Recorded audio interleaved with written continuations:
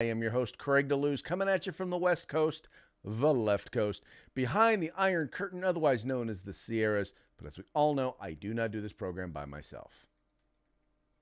I got to get this lighting fixed. It looks like my wig's coming off. It's weird. Hey, you're listening to the Rundown here, Mike and Craig, and my name is Mike Piwowarski. I am your co-host, the co-host from the East Coast. That's the coast with the most, with the co-host with the most.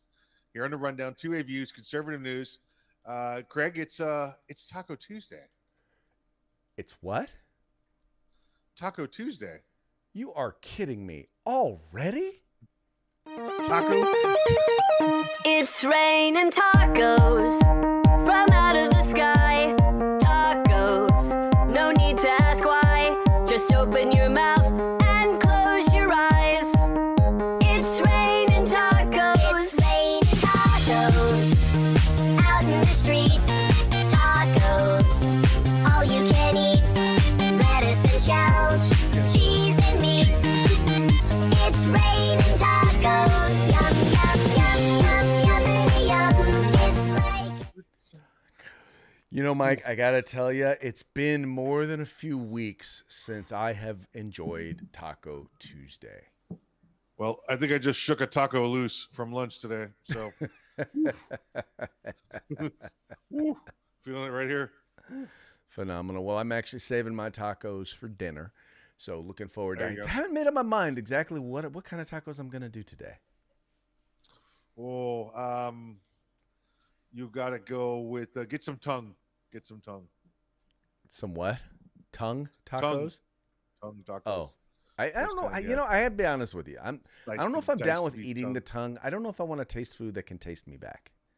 Well, it's not like tongue. It's not like coming at you. It's all chopped and diced. You know, like you open the taco and it's like, it's not like that. You know?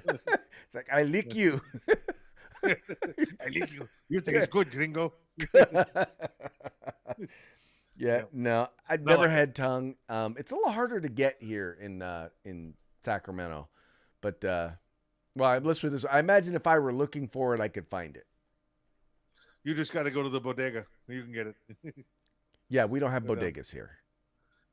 Okay? You're in California and you don't have Spanish grocery stores. Yeah, we do have Spanish grocery stores. We just don't call them bodegas. They are. Well, you're just okay. You just don't call them bodegas because you're not Spanish. Well, there you go. Exactly. Well, then go to a Spanish grocery store. You'll be okay. There you go. Okay. Or Get in you this some case, tongue, would be yeah. more of a Mexican grocery store. Well, that is also Spanish culture. They would disagree. They would say either call it Hispanic or Latin. Latin. Latin. Oh, Latin. Right. Latin. Latino, Okay, all right. Latina. They don't do Latinx. They don't do that. They don't. There like is a if you've ever looked at the hierarchy of Latin and Hispanic cultures, that. it's actually pretty fascinating. Yeah, it actually it is. But like I said, the thing that I always find funny is how folks on the left want to refer to them as Latinx, and it's like I think it was they did a poll and like 3% of Latinos were okay with being called Latinx. They actually prefer Hispanic was actually the preferable term. Then I think it was Latino or Latin was after that, and but Latinx was the most like what? Latinx. I've never heard Latinx before. I think that's actually a radio station here in Florida. Yeah, come on down to Latinx. Probably down in Miami. I would probably guess that's exactly where you'd find it. Yeah. Welcome to Latinx Radio. That's it. And then some Hola. Spanish term, some Spanish phrase right after that. Yep. Fun stuff. Hey, folks, do us a favor. However you are paying attention, however you are watching, if you haven't already done so, please make it a point to subscribe. If you're watching us on YouTube and on Facebook, make sure that if you're going to subscribe, make sure that you hit that notification button. That way you get notified as soon as we go live, and you can participate in the live chat as the program is taking place, because we do like to give you guys some shout-outs. We can get a chance to kind of check those messages. And if you're listening to us on YouTube, or I mean on however you get your podcast, because we do have an audio version of this program. make sure, once again, you share it with your friends and tell them that this is the place to go to get 2A news and conservative views. Yep, Craig. Hey, listen, before we jump into the stories, can we get the sad news out of the way? The sad news. Yes. I think we should. There's been a rash lately of significant figures in representing or at least portraying members of the Italian American community who have passed on. We had James Caan, who played Sonny, Michael's older brother. Yep. In The Godfather. He passed away recently. Ray Liotta from Goodfellas passed recently. Paulie Walnuts from The Sopranos passed recently. And I understand, Mike, that we had Tony Sirico. Tony Sirico. And I believe we've now had another member of the family has passed away. Yes. Yeah, Paul Sorvino. From the Goodfellas. That's great. What a great photo right there. Oh. That's just remember, he didn't talk. Remember, he only talked to one person. He only talked to one person at a time. Well, and he did. I mean, he's been in a bunch of movies, and he pretty much almost always plays kind of the same role. The big, the mob boss guy, and he just played it so well. Well, that's why I liked him in Law and Order. Remember, he played in Law and Order, and he played the detective there. He was a detective sergeant, and did a great job. And then you may not remember this. I thought it was hilarious because he played the baseball manager in Mr. 3000 with Bernie Mac. The guy who barely almost said nothing. Right. Just like his Goodfellas character, right? He didn't say anything. He didn't say anything except to the bench coach. He only talked to one person, and that one person said everything to everybody else. So that was hilarious to those that knew the character. Yeah. Yeah, it's dude. I'm telling you that it's it's sad to see him go because once again he was such an icon in Hollywood. I mean, I don't think that character actors get enough credit because in many of these cases, I mean, we have some phenomenal actors who are out there who play a bunch of different roles, but the people who fill in that really make some of these movies once again are the character actors, the people who pretty much play the supporting roles, and they play the same guy or the same person that you just can't see anyone else in that role. So it'll be real interesting to see if we continue to do mob movies. It'll be interesting to see who kind of starts to fill his shoes. Well, if you look at Hollywood now, it'll be all sorts of transgender and African American Asian people because they're suing, right? Isn't that the deal? Well, why can't we play those roles? Because you're not white, and you're a man, and we're talking about a white man who played the original character.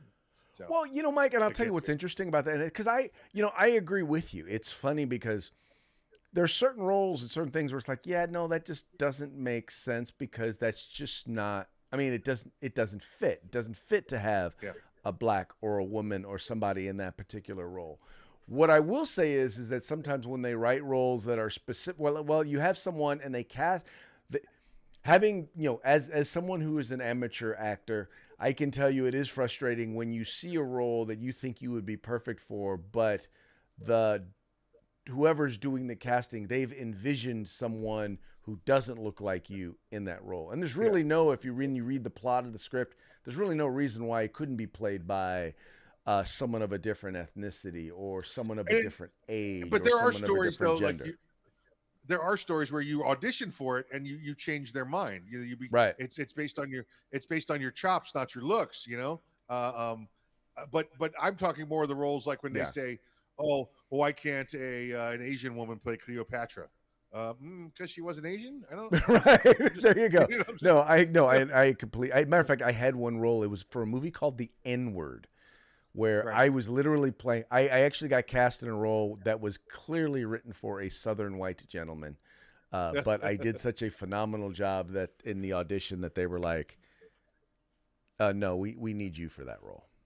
Yeah, there you go. Very good. There you go. Congrats. But yeah, good stuff. So. Hey, just sorry once again. Sorry to deliver the bad news the sorrowful news. But Yep. hey, nobody. The thing important thing to note is nobody gets out of this life alive. That's right. And Mia, if you're listening, just give me a call. I'll help you through it. No big deal. Paul is a good friend of mine too. I could be there for you. You are too funny, too funny. All right, let's get into today's news. I wanted to lead with this particular story for one reason. And quite frankly, because it was so unbelievably appalling to me. And this is what happens when you wind up when wokeness takes over. And that is that there is a town in North Carolina that recently hired a new city manager. And the city manager made things so unbearable that the police chief and the entire police department, now we're only talking about 5 officers, but the entire police department chose to resign rather than continue to deal with this left-wing progressive town manager. And the point that they were making is basically what she did was she made it a hostile environment. Now, the funny part, Mike, is that this is someone who, by the way, left their last job. Basically, they basically got fired and got sued, or I don't know if she got fired or she left, but she was suing for quote unquote discrimination. Now, one would think that if you have somebody that is that progressive or that bad that they've already sued someone else for discrimination, one would think that you would think twice about hiring that person in your small town, your small North Carolina town. Yeah, I bet you there's backstory to this. I bet you there's like the HR director and the city manager had an affair and the city's got it out for them. So in order to get back at them, they're going to hire somebody that's already sued other cities because they want to see the city get shafted. There's probably some weird little backstory to this because this is just hard to believe that this is a little town. Craig, and the name of the town slips me. If you could take a look at the name of the town, but this is a little North Carolina town. 5 officers plus the chief. Chief's been there forever, by the way. He's like one of the most respected law enforcement officers in that part of the state. And they hire this person, and the chief, has done the best to shield his officers, but it's ridiculous the amount of woke PC crap that's going on. So they all came in and said, we 2 weeks, we're done, we're out. You get yourself a new police force. Now what'll happen is they'll turn to the sheriff's office and pay them to cover the area for them. But this is something that never should have happened. This is something that, how is it possible that when you do your background check on a person and you don't find out, active pending lawsuits, three agencies before that she's worked for, cities she's worked for, where it's been this woke PC crap. How does that happen? That's something that's preventable. Oh yeah, no. It is most definitely preventable. But once again, it makes you wonder, how does this stuff happen, right? How do you? There is such a prevalence of, in particular, whether it's in civil service, whether it's in academia, in entertainment, this thing where being woke, being it is above and beyond. It is the number one moral priority for folks on the left. It's like, I have to be sensitive as to how everyone feels based on their race, their gender, and not, okay, we're a law enforcement agency, or I'm a government. My job is to make sure that the government is running smoothly and we're delivering services to the people. That's the job of a town manager, is to make sure that you are providing the services that you're supposed to be providing to the people most efficiently and at as low a cost as possible. That's your job as a town manager, not to make sure that there's equity, not to make sure that people don't feel offended or anything like that. But what you wind up doing is, when you start making that a priority, you wind up offending people who don't fit one of your special categories. Or in some cases, you wind up actually offending those people. Did I say those people? Uh-oh. Well, and listen, you know what happens here. This is how it works. You know, she comes in. It's probably an all white corner of North Carolina. It's probably 5 all white police officers, or if it's not an all white corner, it's probably still 5 all white officers because those are the only ones that would come in there and work for, you know, $11 or $12 an hour in this small podunk town. And then the chief comes in and wants to change everything. You know, well, we got to go by demographics, we got to go by this, and we're going to have these policies, and that was just enough. You know, there's a way to bring policies into law enforcement and without having them affect enforcing the law. And she's clearly not the person for that. Justine Jones was her name, by the way, and this was the Kenley Police Department there in North Carolina. Oh, by the way, the chief's name, Josh Gibson, one of the not one of the greatest. I'm sorry, he that is his name, Josh Gibson, but it's not the Josh Gibson who is one of the greatest Negro ball players ever from the Negro League era. So No, but it is quite a coinky dink. different guy. Different guy. Yeah. Not that guy. All right, moving right along. Now, in another area, another part of the country, you have a sheriff who, by the way, and I think what I like about this is normally you have some people in law enforcement, in particular leadership in law enforcement, who will be the first to say, yeah, no, you guys, we're going to make sure that, you know, no matter what, do exactly what quote unquote, whatever law enforcement agency is telling you to do, yada, yada, yada. They're going to walk in lockstep. But there's a sheriff who actually came out, and I once again, I really like what he's doing. He's a Washington State sheriff. And I guess there's been a rash of ATF agents going and conducting warrantless gun inspections in his state, and or in his not county. in his state. Not in his state. I'm sorry, in his county. Not in his county. Not in his county. Okay. Not in his county. Not in his county. All right. Well, anyway, no. remember we had them happen in. They happened in Delaware recently. Remember we did the story on it. Yes. They've been happening. They're happening on the East Coast. That happened in Delaware was where it happened. Right. Well, he's basically advising his residents. He's saying, look, if ATF agents come conducting warrantless, if they come and they're conducting warrantless searches, you can tell them, or you should tell them, to leave.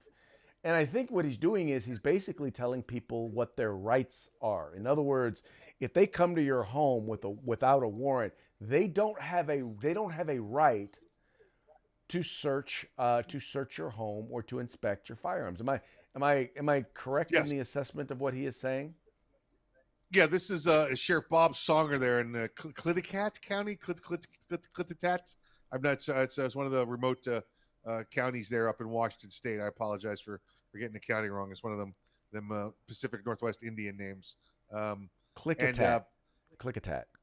Yeah, well, that's what it looks like, right? But Click-a-tat. who knows, right? Yeah. He told these. He's trying to educate the folks out there, trying to educate his citizens. Says, listen, when they come to the door, if they don't have that piece of paper in your hand, you have to understand your rights. Now, this is what's called. I guess they've termed it as a warrantless search, right? Well, it's not.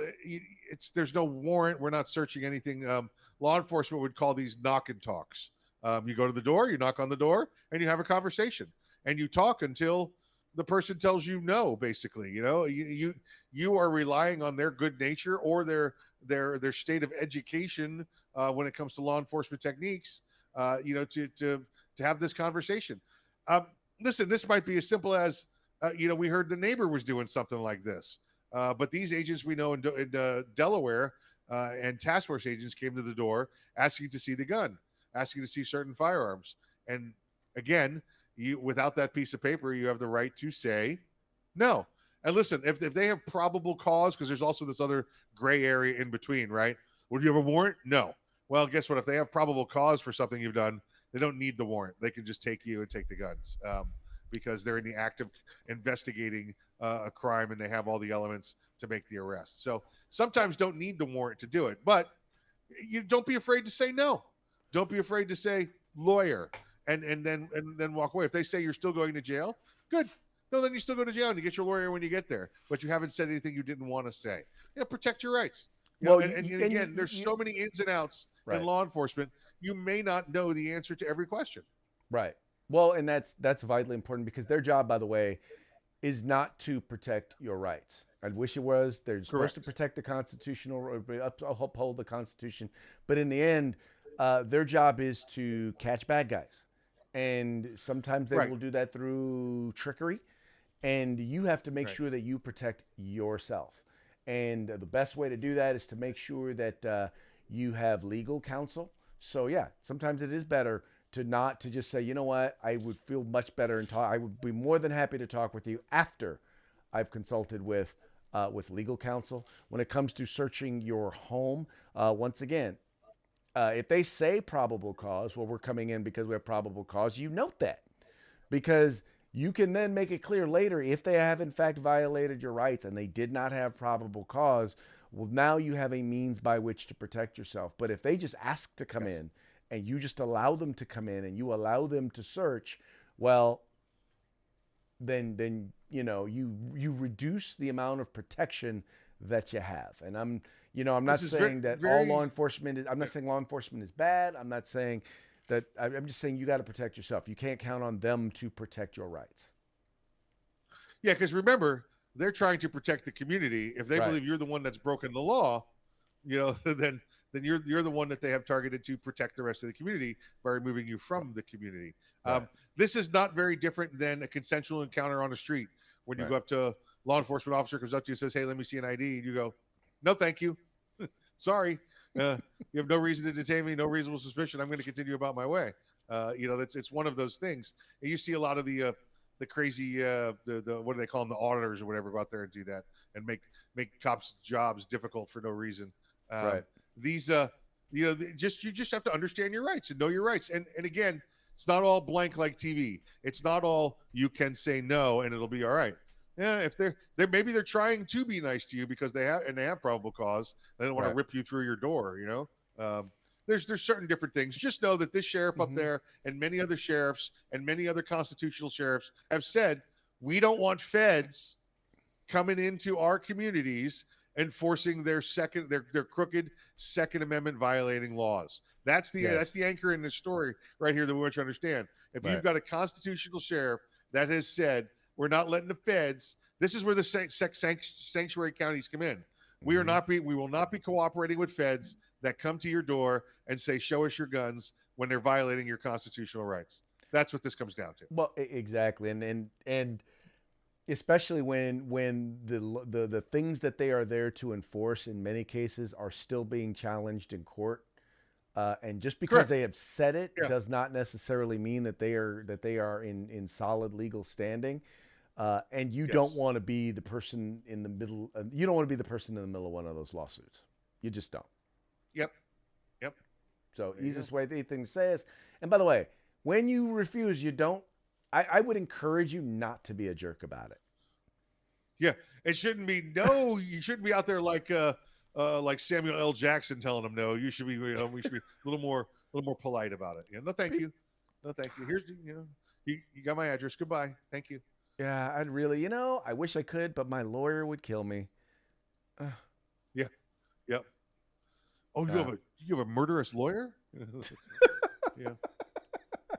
No, just That's what kind I of said. a I said I once had a again murderous lawyer. a nice way to basically just kind of stand up and say, I really would like to, but I've got to protect myself, and I understand you're doing your job, but I have to do my job in protecting myself. So, yeah. Here's a quiz for you.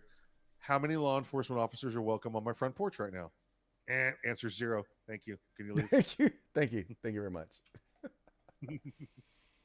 So, hey, Mike, there was a law that was recently passed here in California, right?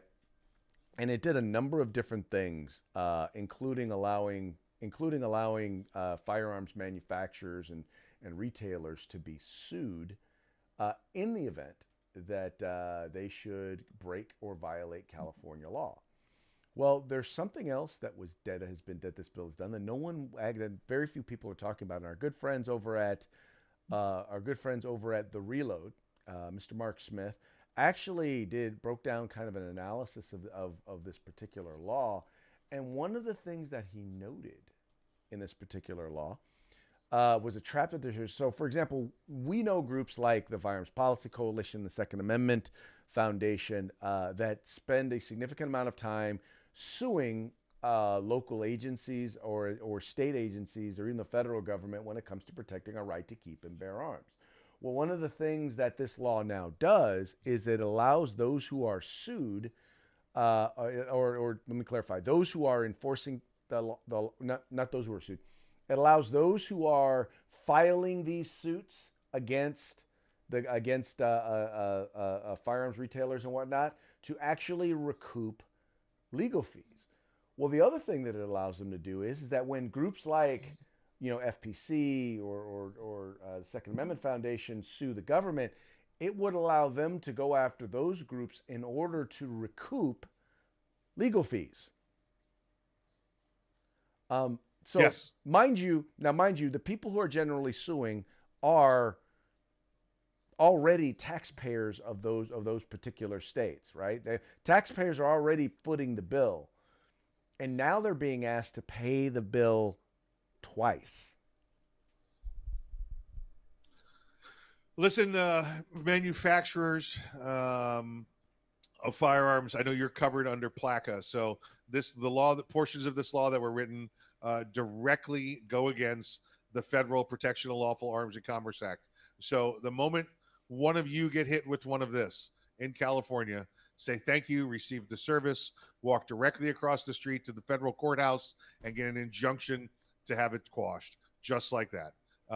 They cannot file a state approved suit against you when the feds say you're not allowed to do that. It's a 10th Amendment issue. That's just for that small portion, Greg. Their argument is that, but Mike, their argument is that, well, this covers only federal law, not state law. I don't agree with that argument, but that's their argument. It's not the way it works. Right. It's not the way it works. But that's why I'm saying you go across the street to the federal courthouse and have them quash the state order, which they can do. They could say, you lack jurisdiction.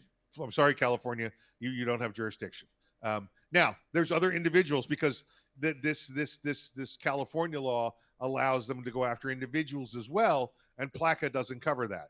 So that's when you're going to have to seek out the help of organizations like FPC, SAF, and those types that you've got available to you. Yeah, the challenge is that this is something that's going to be in place, and it's going to have to be challenged. And the hardest part is that the courts are not going to allow us to be able. It's going to be very difficult to challenge it until someone has actually been sued. Once someone's actually you have sued, to, otherwise you have right. And the challenge with that once again is going to be how much are they going to have to expend in legal fees before this thing makes its way through the Ninth Circuit up to the Supreme Court? How many people are going to have been put out of business? Because that's the whole goal of this is simply, it's not to win these cases.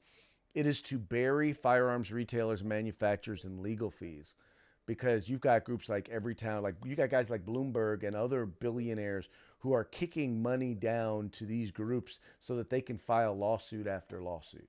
And that's their whole goal. Right. And again, just so folks, you understand, you can't just see a bad law and file a lawsuit. Someone has to be wronged or damaged, and there has to be a way to make amends for that in order for a lawsuit to be able to be filed. You can't just file in the blue out of principle. Actually, someone has to have been wrong. Actually, for it to actually be considered, you're correct. But anyone can go file a lawsuit for any reason, even if it's frivolous. Anyone can go file a lawsuit. Yes. Well, then listen, that's the definition of a frivolous lawsuit is you can go file it, but upon initial reading by the judge, it's going to be dismissed.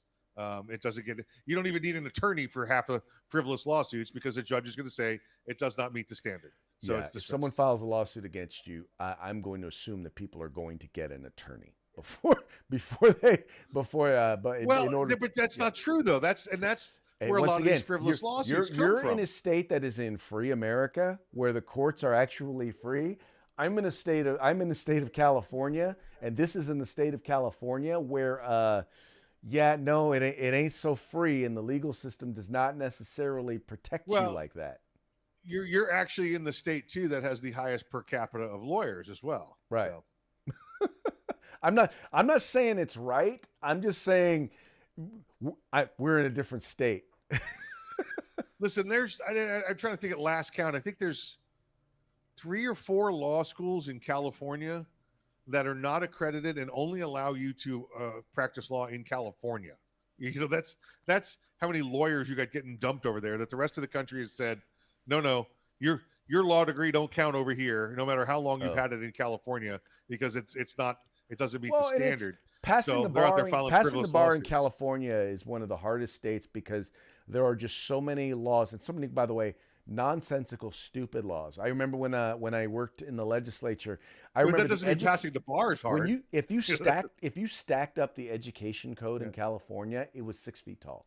If you put all the books down, it was 6 feet tall. That's how bad. And that's just the education. Florida's code. is like that too. You know, it's because there's a lot of administrative code and a lot of everything else. California, the most regulated state in the U.S. and has the most capita of lawyers in the U.S. as well. Bad stuff. Well, anyway, that's where I live. Who knows? Maybe who knows for how long? But we shall see. All right, moving right along. Oh, wait, I'm sorry. There's, just to be clear, Craig. There are a couple of different standards. You have to, if you want to see the one where it says lawyers per capita, you've got to look at the one where it says lawyers for legal residents per capita. Then California is the highest. Okay. You include the illegals in, you drop down to like 5th place. Well, they might as well be. I mean, as far as California views it, they're like, if you are in this country illegally, then you are a super citizen, meaning you get more rights and more stuff than if you were just a citizen of California.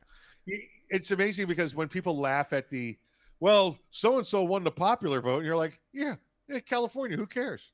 It's just, nobody cares what the popular vote is anymore because of California, because we know you're going to add 4 million illegal votes on it at the last minute. You know, 4 illegals voted. Wish I could say I disagreed. Mike, story about Pat Benatar. Sir. You want to share this one with the folks? Hey, hit me with your best shot. Fire away. All right. Listen, Pat, I guess she's on tour somewhere at your local, liquor stores, maybe. I have no idea where she's actually doing her tour. I mean, I enjoy her music. There's some music out there I don't mind of hers, but I guess she wanted to get involved, Craig, because nobody was paying attention. So when she says her song, "Hit me with your best shot, fire away," she says, in consideration of all the gun violence, she's not performing that song anymore, which is ironic because she wrote the song, and if you've ever read the lyrics and seen the lyrics of the song, it's about a fist fight, between a woman and 2 women, so it's like, I don't know how that becomes gun violence, but evidently she's decided she needs to get her name in the news, so it's here. So I would just recommend to you to watch the Catherine Zeta-Jones version of this song, and you'll enjoy it much more. So I just think this whole words are violence thing, because by the way, that's all part of the whole social justice leftist things, that words are violence.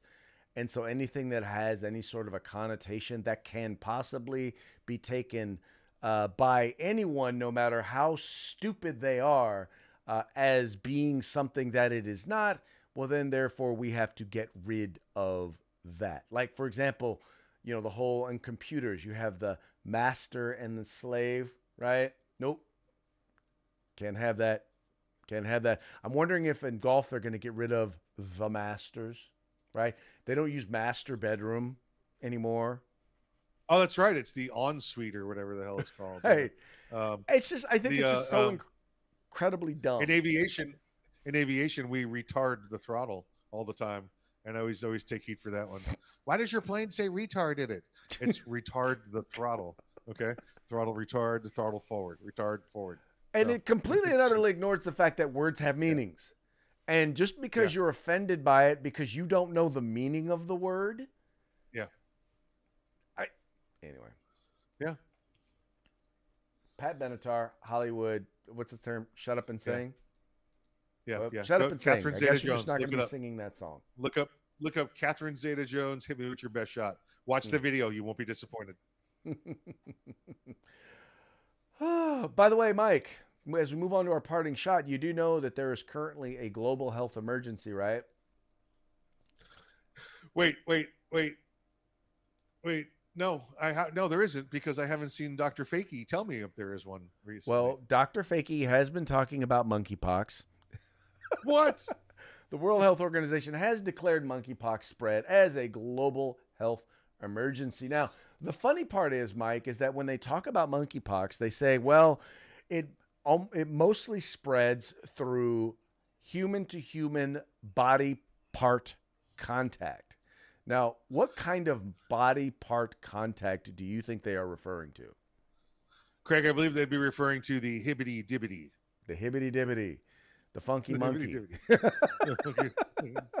The beast with two backs. Right, the bump and grind. That's what they're referring to, folks. They're referring to sexual conduct, right?